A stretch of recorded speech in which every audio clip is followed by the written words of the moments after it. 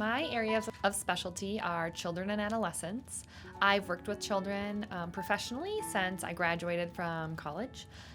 My past is a teacher of early elementary and a little bit of middle school.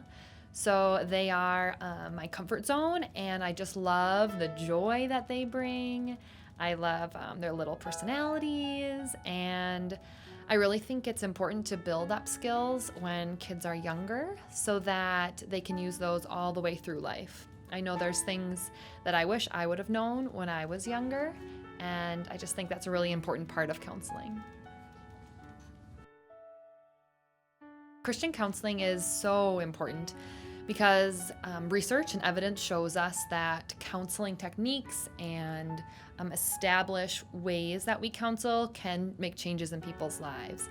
But what I think is so exciting about Christian counseling is that we have that behind us, but we also have the power of the gospel and that truth that is unchanging, partnered with those evidence-based techniques that a lot of counselors use. I really think it can really make a lot of change in people's lives and really point people towards a happier and healthier way to live.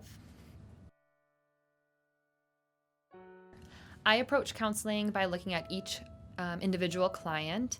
I pride myself on being a strengths-based counselor.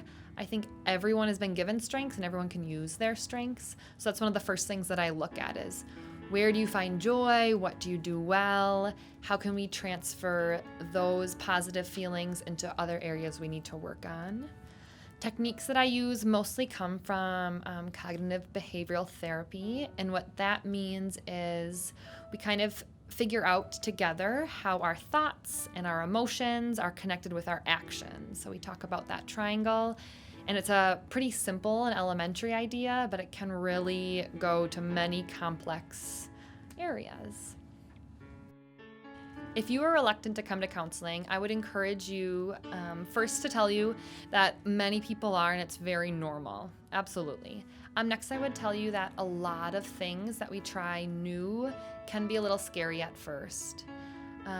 Oftentimes with other people who are reluctant to counseling, they find that once they come in and they meet the counselor, maybe they meet me or someone else, that they're able to feel comfortable, and that comfortability really goes far in the counseling process. So I would really encourage you to try it and let your counselor know, like, hey, this is a little nerve-wracking for me. You can work through that together. That honesty goes a long way.